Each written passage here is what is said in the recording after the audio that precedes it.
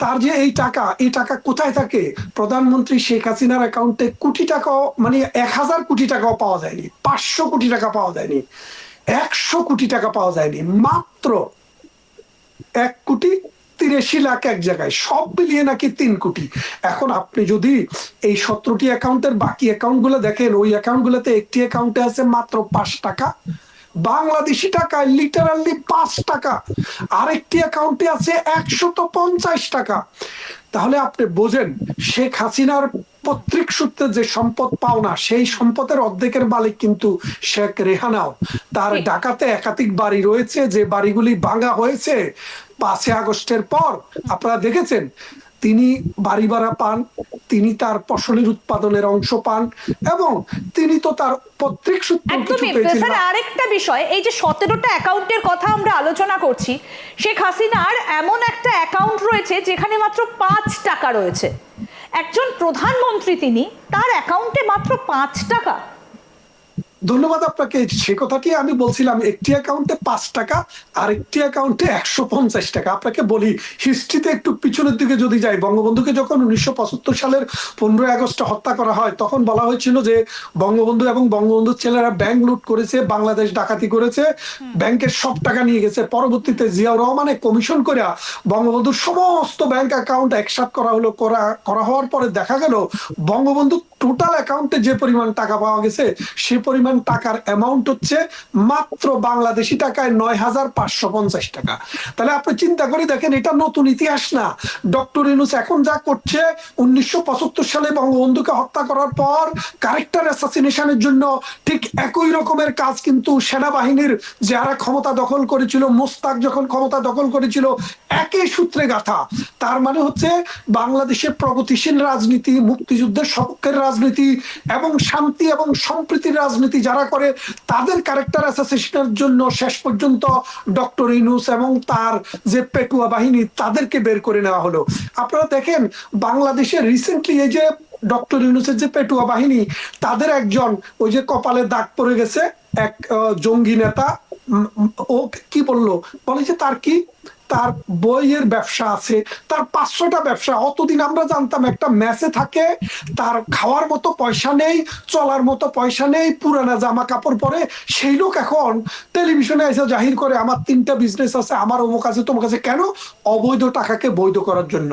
অর্থাৎ 5 আগস্ট সরকার ক্ষমতা থেকে যাওয়ার পর এইসব পেটুয়া বাহিনী, এইসব লাঠিয়াল বাহিনী বিভিন্ন ব্যবসা প্রতিষ্ঠান থেকে, বিভিন্ন ব্যাংক থেকে, বিভিন্ন বীমা থেকে কোটি কোটি টাকা হাতিয়ে নিয়েছে, বিভিন্ন মন্ত্রণালয়ের মানুষের কাছ থেকে কোটি কোটি টাকা হাতিয়ে নিয়েছে। তাদেরকে যদি আজকে যদি তাদের ব্যাংক হিসাব যদি আপনি জব্দ করেন, তাহলে শেখ হাসিনা 17 বছর ক্ষমতায় থেকে যে টাকা অর্জন করেছে, তার 40 গুণ তাদের অ্যাকাউন্টে পাবেন।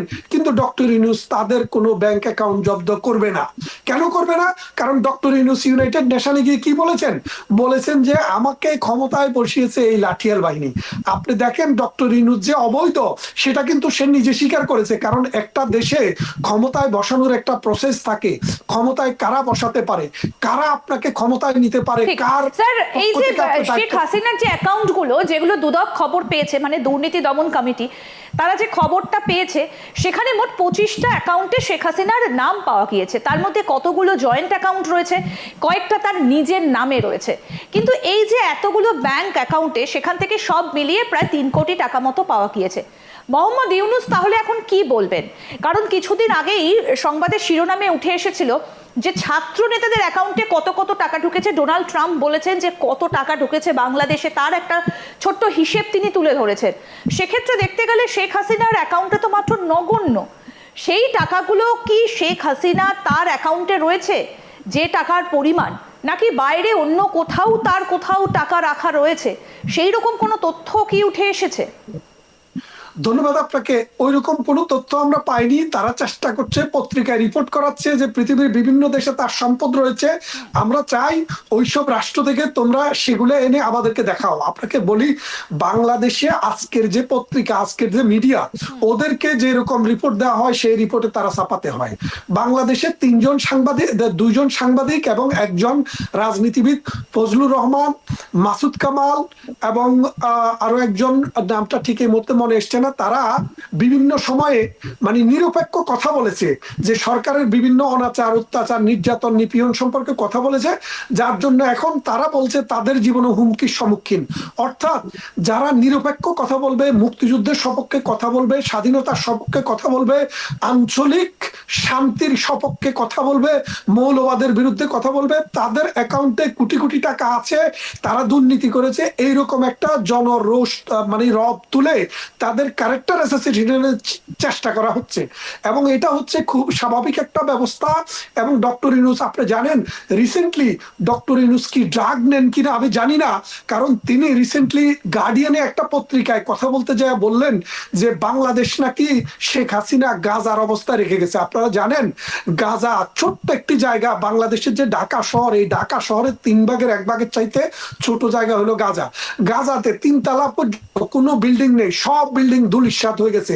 মানুষ খেতে হলে পৃথিবীর বিভিন্ন জায়গা থেকে বিক্রি করে চাঁদা তুলে এনে মানুষ খায়। আর বাংলাদেশে মেট্রো রেল হয়েছে, বাংলাদেশের 8 লেনের লাইন হচ্ছে এবং পাতাল রেল হচ্ছে। বাংলাদেশে পদ্মা সেতুর মতো বিলিয়ন বিলিয়ন টাকা খরচ করে আপনার উন্নয়ন কর্মকাণ্ড হচ্ছে, প্রত্যেকটা ছেলে মেয়ে স্কুলে যাচ্ছে, এবং বাংলাদেশের মাথা পিছু আয় ভারতের চাইতেও $40 বেশি, এবং অর্থনীতিতে বাংলাদেশ পৃথিবীতে একদম। এবং কিন্তু এই ইমার্জিং মুহূর্তে টাইগার হিসেবে সবকিছু তো তছনছ হয়ে গিয়েছে। এই মুহূর্তে তো